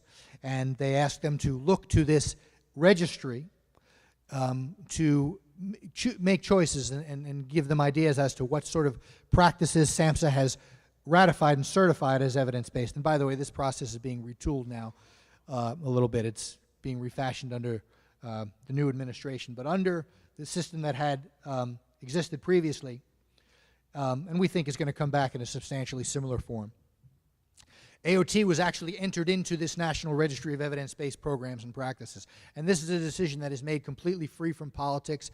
It was a matter of us as an organization, the Treatment Advocacy Center, submitting the data, submitting the studies to a research group that SAMHSA had contracted with. And based on what they saw from this research that we presented, mostly from New York, from North Carolina a little bit as well, they came to the conclusion that AOT is, in fact, an evidence-based program that states should strongly consider using their block grant funding to support. Similarly, the National Institute of Justice, a division of the U.S. Justice Department, sort of a think tank within the Justice Department, to evaluate research as to what kinds of strategies are effective in reducing crime and violence. Looked specifically at this question as to whether AOT can be effective in reducing crime and violence in the community and improving public safety. They ratified those studies and found that, in fact, AOT is an evidence-based practice for that particular goal. And look, this is another point I don't want to oversell. The great majority of violence and crime in our society is not caused by severe mental illness. So no one is suggesting that this is a wide-ranging crime strategy along the lines of lots of other things we ought to be doing to reduce crime and violence. But there is some incremental improvements that can be made, and anything you can do to prevent tragedies, obviously you should. And the finding here was that whatever percentage of crime and violence is a result of people roaming the communities with untreated severe mental illness, this is something that can help with that. So in the few minutes I have left, I just want to address what I think is kind of a lingering frustration with our efforts to promote this concept, which is that there are still people who oppose this ideologically, and you know, there may be some here today. I don't mean to be disrespectful to you. Maybe we can engage in some of this discussion during the Q&A. But there are certain studies that get cited repeatedly by people who don't like AOT to give the impression, I feel a false impression, that in fact the data is mixed on this. And I just want to talk a little bit about this to prepare you for what you might encounter yourselves as you as community activists and people lobbying your legislature may encounter as pushback from some of the arguments that you're making when you say the data is great. Because there are people out there who seek to muddy the waters by saying, no, you're citing studies that show it's good. We also have other studies that show it's bad. And in fact, when you really look carefully at what's being cited to establish that, it doesn't hold water in the end. So there are basically three things that you will almost certainly hear cited by those who suggest that the data on AOT is inconclusive. One is what they call the Bellevue study, which I mentioned a little bit already. It's that study of New York's AOT pilot program that came out before we had a Kendra's Law in New York. The study that initially made us think, well, maybe this isn't the way to go in New York. And then there is well, let me start by talking about the Bellevue study, and I'll see if I have time to talk about anything else. So this study came out in end of 1998, concluded that on all major outcome measures, no statistically significant differences were found between the two groups. That is, a control group of people who were not receiving AOT despite meeting the criteria established by this pilot program, and the folks who were being placed under court order. And, you know, the flip side of what the Kendra's Law study group from Duke pointed out, I think really must be kept in mind here. You know, it's absolutely true that if you look at the New York data that shows how great Kendra's Law has been, you have to keep in mind that that's a really good AOT program with really good services attached to it. And conversely, if you have a poorly designed, dysfunctional AOT program, it's predictable that things are not going to go so well, and it would be, I think, foolish to make any conclusion about whether AOT itself is a good idea based on data that comes from the study of a very flawed program. And that's really what you had in New York. You know, if you look at the study itself, they point out that all results must be qualified by the fact that no pickup order procedures for non-compliant subjects in the court-ordered group were implemented during the study, which compromised the differences between the conditions for the two groups. That's a fancy way of saying that they had no way to attach any kind of consequence to the court orders that they were issuing in New York. We talked earlier about even though we don't connect punishment to AOT, there does have to be something that happens if the court order isn't followed. And they found that really hard to do, really impossible to do in the pilot program in New York. The reason for that is that the sheriff's office was not really recruited as a partner in this. There was no buy-in obtained before the pilot program went into effect. The pilot legislation said that when someone needed to be brought in for evaluation, only the sheriff's office, not the New York City Police Department, could effectuate that pickup, but there was no requirement that the sheriff actually assist with that. The sheriff actually had huge reservations about participating in this program. They were never able to really resolve that over the period of the pilot of a few years. And as a result, it quickly came to be understood by the people participating in this that if you violate the court order, nothing would happen. There would be no pickup. And that message filtered down to where the court orders really became meaningless pieces of paper. Other problems with this Bellevue pilot was that there were people excluded from it simply because of having a history of violence. Folks who have histories of violence actually are excellent candidates for this, and probably the most important group you want to have this available for. There was a very small sample size studied, and of course, anytime you're studying a program in its infancy, when something is brand new, when there are kinks still to be worked out, that's obviously not going to be as meaningful a study as looking at a program that is more mature, that has had some time to figure things out, which is what you had in that New York study done by Duke, where the program had already been in place in the state for 5 years. So for all these reasons, these results from the Bellevue study, it's amazing to me that it still gets cited as a study showing that AOT doesn't work, because all these flaws in the program we addressed in the way we designed Kendra's Law. We took note of the fact that these were things making the Bellevue pilot ineffective and designed a law that would not have these same problems, that actually had to have an enforcement provision in place where the police were required to bring people in if the program asked that happen, where we made sure that the right people were actually receiving these services. So to me, a large study of an effective law that was in place in the same state for many years sort of trumps the significance of a small study that was done on a pilot program where the kinks hadn't been worked out yet. And yet we still hear, well, the results from New York are inconclusive because Bellevue says one thing and the Duke group says another. In the interest of time, I'm going to, if anybody encounters some of this other opposition, I'd love to have a conversation with you about how you address what you might hear. But bottom line being that we really have great data on AOT. The results are not mixed, and suggestions to the contrary are very easy to counter. So with that, I'm going to conclude our discussion of the research, and we now have an opportunity for you guys to ask questions of me and Lisa. I know that we haven't had any opportunity for that yet, so if you all have built up questions from anything that you heard over the course of the day, let's talk. So can we go back to your funding side? Yeah, sure. Because one of the things that concerns me and I'm sure the other human service districts is that we don't have anywhere to bill and we're not funded for case management, which is a really core issue. Yeah. And so if Medicaid is anticipating saving that amount of money in the hospitals, did they use some of that money to reinvest in the services in the community?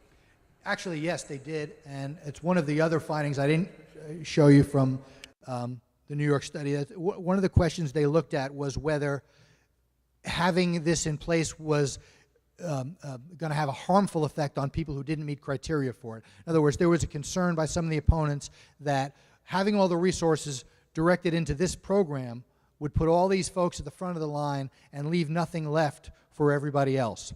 But what actually they found was that it was very much instead a case of a rising tide raising all boats, because the ultimate effect of these savings was that the system had more money left to devote not just to people who meet these criteria, who are the most challenging to serve, that it meant that the system actually had resources available to help everyone. And so although there was a ramp-up period where there was this problem where folks went to the front of the line and maybe things were not as good for people who didn't meet AOT criteria, once you got past that, once you got past that first year or two, it actually had a positive effect on the availability of services for everybody because of reinvestments of those dollars.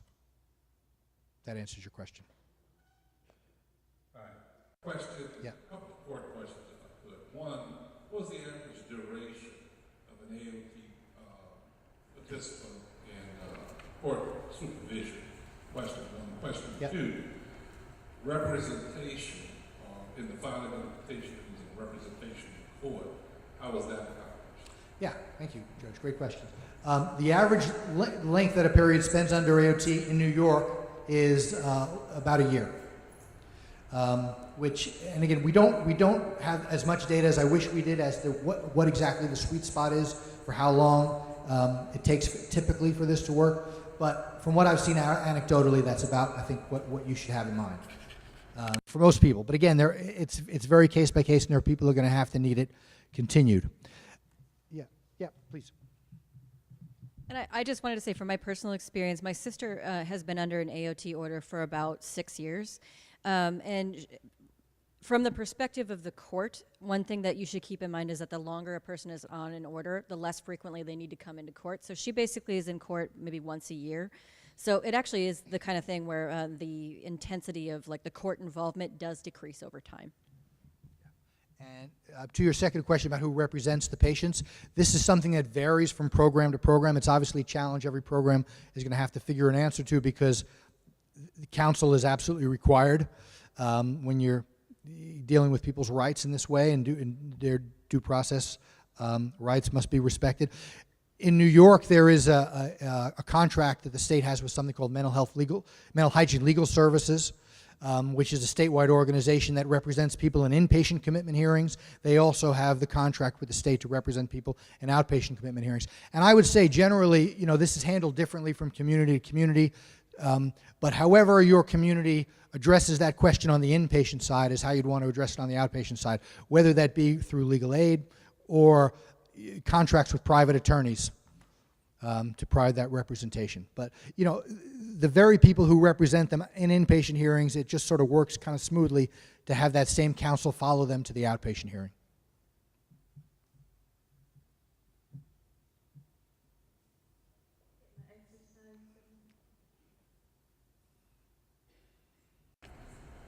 I know it's difficult to be exact, but what's the average cost for filing for AOT, both with the hospital administration and also on the community side? Yeah, so that's actually one of the things that they looked at in that New York City. It was actually, my screen went dark for some reason. Yeah, right. So it was about $5,000 per person over the course of the year for court administration and procedures. Yeah.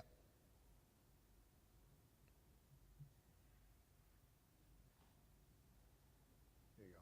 It's that first cluster of bars. It went down in the second year, again, because many people are no longer in the program, to about $3,600 per person. Hi, how do you assess quality to make sure that people are getting a standard of quality, and also what does that program look? Do they have a model of that program for youth? Because as an advocate, I'm sorry, for youth, did you say? yeah, for young people, because as an advocate working in the school, what I often find is, first of all, there's no stability. There's really no assessment of the quality. It depends on, luck of the draw. A lot of the schools are not following IEPs or even assessing for IEPs for children with mental disabilities and problems. And a lot of times those children wind up in the juvenile system. In fact, probably 1/3 of our children are suffering from a lot of them severe mental health problems. Okay, so if I'm understanding correctly, there's two parts to the question. You want to know, first of all, like, how do you deal with assessing quality of the programming? And then the other thing is, what kind of implication might there be for juveniles with this kind of a program? So basically, as far as the quality assessment thing goes, you actually, in any kind of mental services kind of situation, there's not a lot that's actually a part that isn't built into the system by the system in order to establish, what's working. But AOT is actually a really outcome-based program. So one of the measures that you have is just the person goes back into court and the judge is asking this person, how are things going? What's going on in your life? What seems to be the problem? Let's reevaluate everything. So part of it is sort of baked into the way that you do the programming. It's just that you're checking in with people, you're giving them a voice to actually come in and say, this is not working because I cannot get to my appointments, I don't have transportation, blah, blah, blah. And then you troubleshoot and you try to figure out how to address that issue.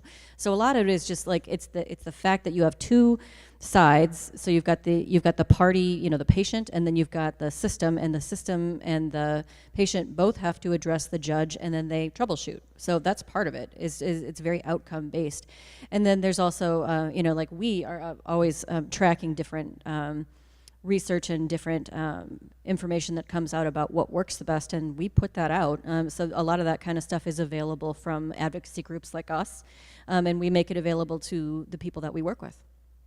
And then as far as for juveniles, all of our research is geared towards adults, but of course, as you know, there's a hard line between being an adult and being a juvenile in the legal system, but there's, that's arbitrary. So there's not a lot of difference between a 17-and-a-half-year-old and an 18-year-old. The big difference is the fact that once that person turns 18, the parents no longer have any rights to do anything. So that's one of the things where there are some programs throughout the country that do certain AOT-like things for juveniles, but a lot of times it's not as necessary because the parents still have the authority to make some of those decisions for people. So it's not something that we have have focused a lot of our research and our efforts on, but there's absolutely nothing that would prevent any kind of state or local entity from rolling out something that is like AOT, that is for juveniles. It just is, I would say that the research is really just more geared towards adults, but a lot of times it's the same people at different points in time. And of course, if you were to do that, you could not use Nicola's law. You'd have to create something within the juvenile system itself, because Nicola's law has as one of its criteria that the person is 18 or older. And let me also just add, on your question about quality, a couple of things. First of all, I think that quality can really be enforced on a case-by-case basis by the person's counsel taking it very seriously, and the judge taking very seriously that they want to make sure that this person is getting good services and the quality of treatment that they need. So when the judge is holding a hearing initially, right, the first part of that hearing is, does this person meet criteria? And if there's a voluntary settlement agreement, you can kind of zoom past that because the person is agreeing to it. But the second part of it is this treatment plan appropriate to meet this individual's needs? And the person's counsel should be discussing with them, do you feel like these are the services that you need? And if there's any reason to think that the treatment plan that's been proposed is inadequate, that should be brought out at the hearing, and that's the role of the person's attorney. I would also say systemically, a way that quality is enforced is something Lisa's going to talk about later when we talk about the core elements of good programs. One of them is that the stakeholders operating that program meet regularly to discuss their model, discuss how well it's working and whether they're doing a good job of serving their clients. And when information is coming to that group that there are gaps in services that people need to do well under AOT, through that process of holding that stakeholder group, there ought to be an opportunity to develop strategies to figure out where you're going to solve those problems.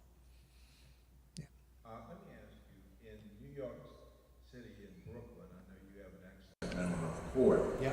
You also have a corresponding AOT court in Brooklyn. Right. And if so, what judges handle that docket? Are they the elected judges who take on additional responsibilities, or are they appointed judges who are more experts in the field of mental health? Yeah, thank you. Great question. If you're asking about Brooklyn specifically, or New York City specifically, the answer is that it's state Supreme Court judge, because that's who has jurisdiction over civil commitments generally in New York. And they do operate under a model where there is a particular judge operating a certain docket. And not all AOT programs operate that way, but we certainly embrace that as a best practice and encourage you to follow that model. So as to what judge would do it in any particular state, it really depends on who the law in that state says is responsible for civil commitments. In a lot of states, it's the probate court. Do you know in Louisiana what court that is that hears civil commitments? Civil district court. Okay, so, Orleans, we have right. So theoretically, this could operate so that the petitions are just going, to whatever judge happens to be sitting that day, and it could be done by different judges in every case. That we really feel strongly that's not the best way to do it. One of the partners you'll have, and again, we're going to talk more about implementation in the afternoon, but one of the key partners in making this work in a jurisdiction is the judiciary, and the resources that we feel ought to be set aside so that there is a specific judge who has a talent for this, who has compassion and an ability to connect with people and make people feel like the court cares about them, and is keeping an eye on them in a kind of a benevolent way, that is the judge that ought to be assigned to this docket, and that is the judge that should be hearing all these cases, and holding a staffing the day before people come in for their status hearings with the treatment team to go over who we're going to be seeing the next day and how's this person doing, a judge that can actually keep track of that group of people. That's the way to do this best. But there's nothing in the law that says you have to do that, because there's nothing in the law that says you have to have an AOT program. But to us, that is part and parcel of having a program. You want to add something? Yeah. And I'll just add that I definitely have seen, in some of my states, they're very rural areas where there's one judge, there is no choice about who's going to be doing any docket, and there definitely are people who have a particular talent for this kind of a thing, but it's also the kind of thing that, as long as the judge understands what they are trying to accomplish, there's lots of resources that we can make available, and there's, any number of ways that we can work with the judge to kind of help them understand, like, what does this look like?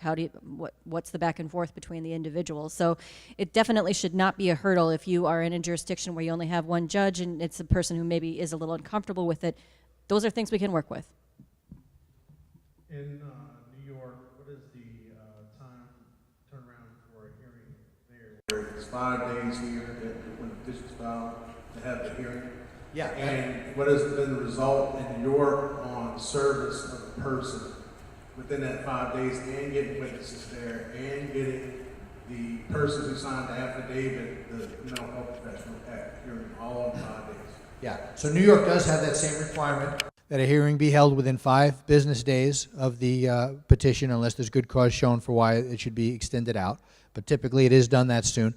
And as to the challenges of getting that person served, the thing to keep in mind is that the great majority of people coming into this program are coming from an inpatient commitment, right? So you have somebody in the hospital. They're not out in the community where you have to go out and find them and serve them with papers. It's done through the case management team. It's done in a very non-confrontational, non-scary way that the folks are made to understand. Again, this is something they're, for the most part, embracing. They're viewing it as a ticket out of the hospital. And, in the less common cases where you have somebody out in the community, if there are challenges in getting that person served in time, that is something you can bring to the court's attention, and you have an opportunity to extend out the hearing date. But again, because that's not the typical case, that's not generally an issue. And I think pretty much anywhere an AOT program should be thinking of this as a hospital discharge planning tool, first and foremost. There are people in the community who are going to meet criteria for this and are ready for it. But generally, when somebody is currently in the community and in crisis, the thing they really need most immediately is some time in a hospital. And then to start this program on the right foot once they've been stabilized. Hi there.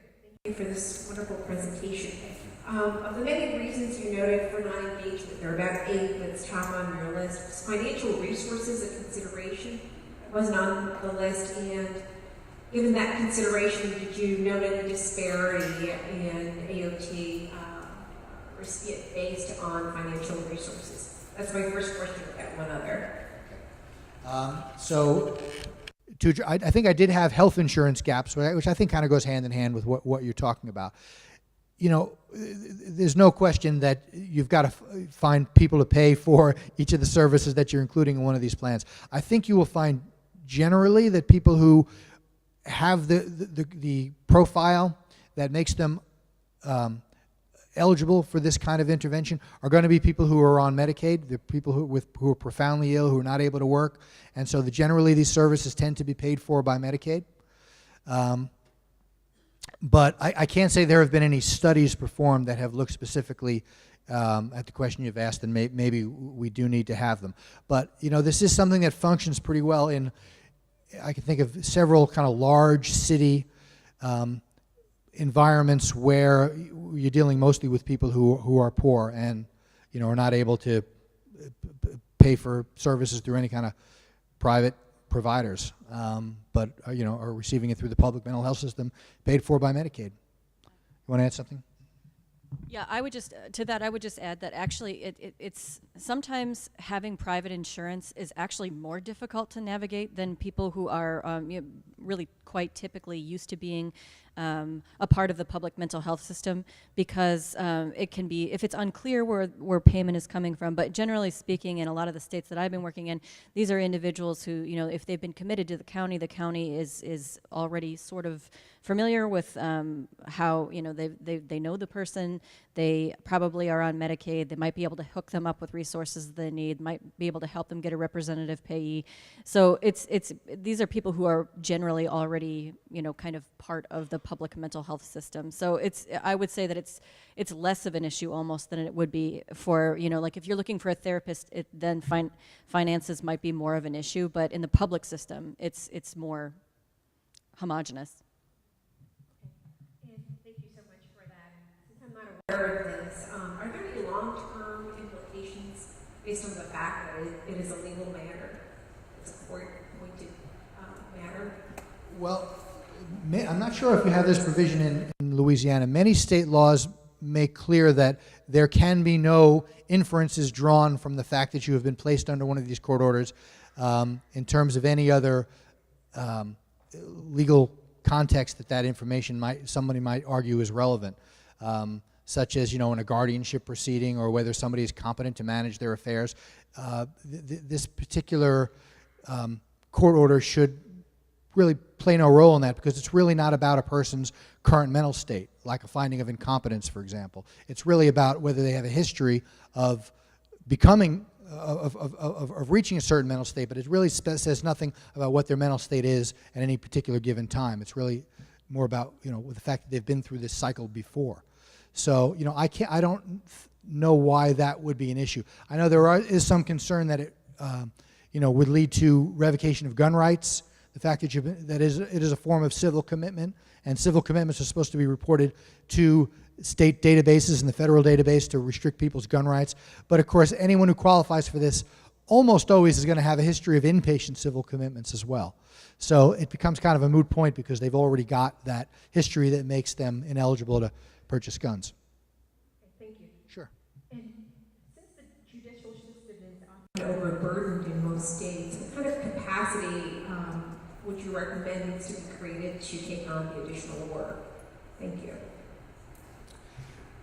There's no question that there is some upfront investment in resources that is necessary to make this work. I would argue that even where we're not in a situation where we have federal grant funding or state grant funding, as I wish we had everywhere, to make those kind of investments, I would tell any local mental health system that it is worth finding a way to redirect your current resources into this, and the reason is that it will pay off for the system. That is, right now you're spending a lot of money on hospitalizing certain people again and again. This population is often referred to as super utilizers.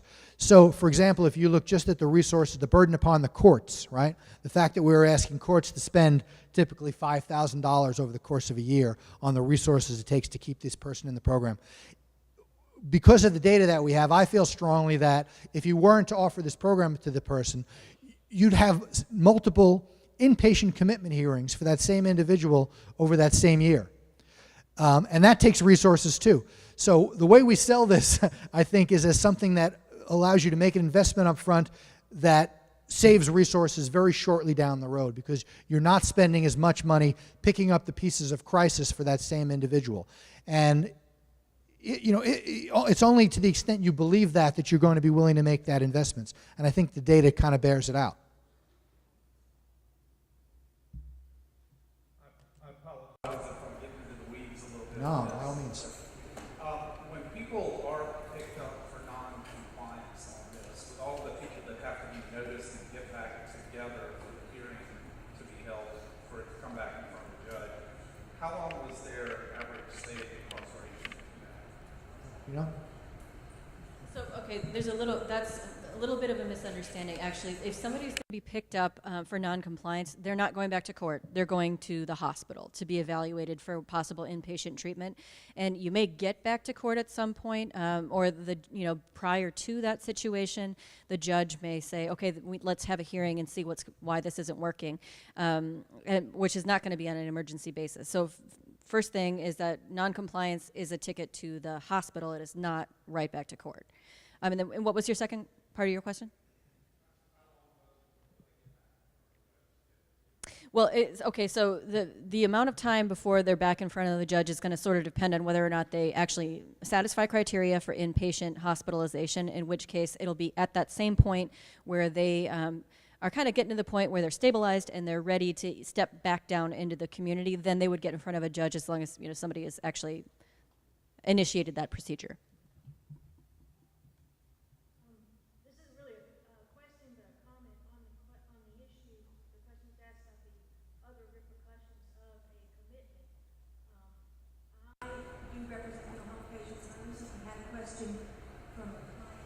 Who asked about a TSA pre-check.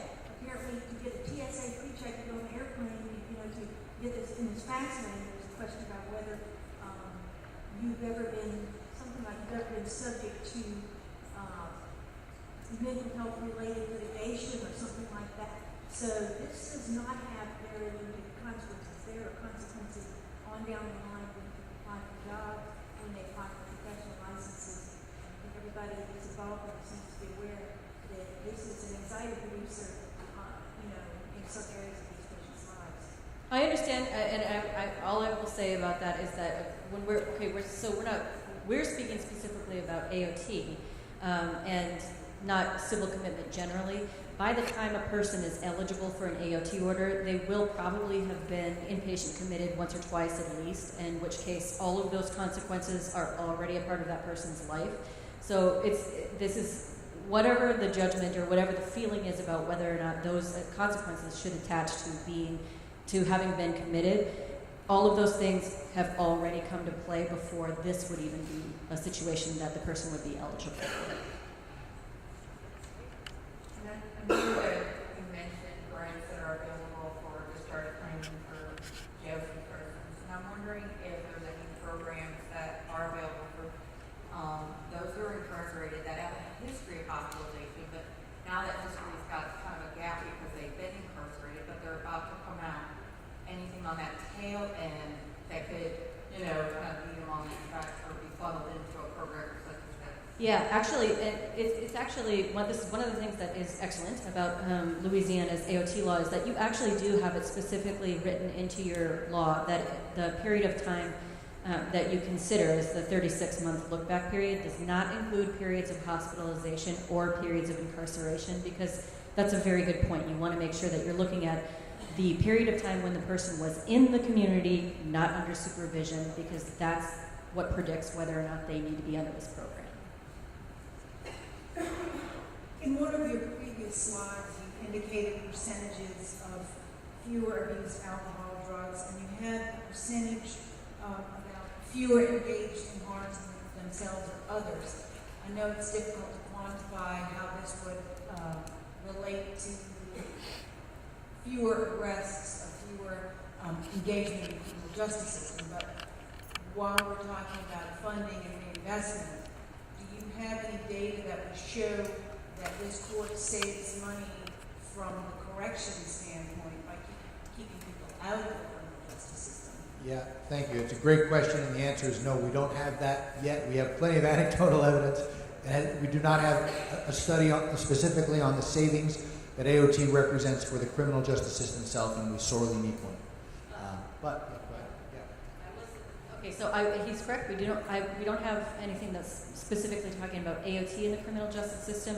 There are actually studies that show that money invested in the mental health system translates into a certain amount of commensurate savings in the criminal justice system. So generally speaking, if you spend on the front end, on the services part, you will see reductions in the criminal justice silo. Thank you for pointing that out, Lisa. And the studies that she references, we can make available to you if you email Lisa. Legislature right now is Yeah. go into session. I wanted to mark that question, and the same thing would apply towards homelessness. If you're able to capture homeless clients that would be involved in an AOT court, does it eventually lead to fewer in a homeless situation? Yeah, I think that is one of the findings from that 2005 New York OMH study. And again, email me and I'll be able to drill down into it a little further. But I believe there was a finding that led to a reduction in homelessness. I will say that the package of services that should be made available to anyone who does not have a stable place to live coming in, a family member or someone to live with, should be some kind of supportive housing.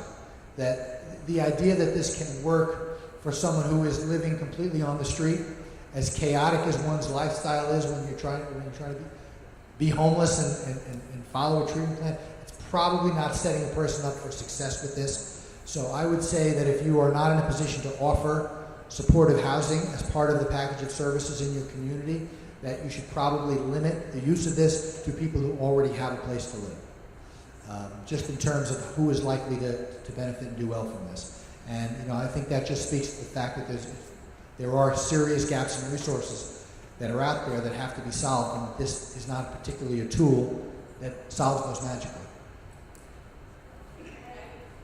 I would personally add the caveat that this can be a way to get somebody into treatment initially, if that's your big hurdle with the person who's homeless, is that you need to get them into inpatient treatment so that they can be stabilized and probably have some health issues that also need to be addressed.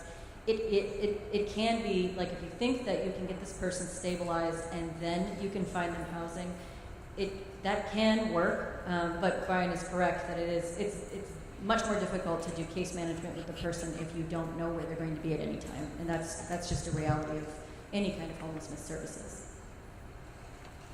I represent a table of MCOs, Medicaid managed care organizations, who are intrigued that you're getting hospitals to apply for AOT programs and paying that, as well as getting the attending physicians to appear in court. How has New York accomplished that? Okay. So, I think it kind of relates to a question that was asked earlier about how we get mental health systems and courts to devote the financial resources. The way we sell this is come to court now, be a part of this hearing, be a part of this process, and you will make less trips to court to deal with inpatient hearings for this same individual who you're seeing again and again. So if you're limiting the application of this to people who are very frustrating to the system because they're in it so much, this is an opportunity to spend some time up front to keep that person from continuing to be a burden on the system as they have been in recent years. The other thing I would add to that is that a great place to do these hearings, just like if you're able in many communities, as many communities are, to do inpatient commitment hearings in the hospital, it's also a sensible place to do the outpatient hearing. That way the doctor doesn't have to travel to another place, and they're testifying based on someone who they are about to discharge. It's part of what they get on their way out the door. See, that would work well with university hospitals, not so well with private hospitals. Private hospitals are going to discharge them within 2 or 3 days. They're going to try to quickly stabilize and have that individual back into the community. Right. The university hospitals are a little bit more willing, I think, to try to keep them for longer periods of time. Yeah. And get into that process.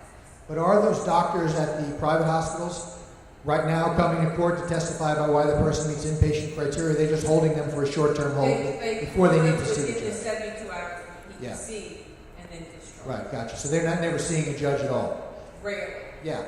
No, I would acknowledge that those are probably not the doctors who we're going to get to come provide this testimony. And the solution may be, what a lot of programs have done is there is a staff psychiatrist on the AOT team, right? So that is part of the staff. It's usually a part-time doctor, maybe works 20 hours a week, and their role when someone is identified at the hospital as meeting criteria, the call goes out to AOT office. That doctor is dispatched to come to the private hospital, perform that evaluation, and then come to court and give that testimony. And becomes part of the job of someone who is not actually the care provider on a day-to-day basis. That makes sense. Yeah. So one of the things that is actually contemplated in the proposed legislation for this session would actually put a procedure in place for telehearings for physicians to be able to testify by, either by telephone or whatever method. And so that hasn't passed yet, but it is something that's being contemplated, and that is one solution that some states have used in order to make it more likely that the physician will actually appear for the hearing. It has to be enabled by statute, though. You have to actually make that something that you can do. Well into the lunch hour, so do we we'll do more questions later maybe and break for lunch now, does that work? Okay, thanks guys. And there's a group of about 5 people that are going to be participating in the mock AOT hearing with me, and I'm hoping that you guys will be willing to eat lunch with me so we can talk over what we're going to be doing.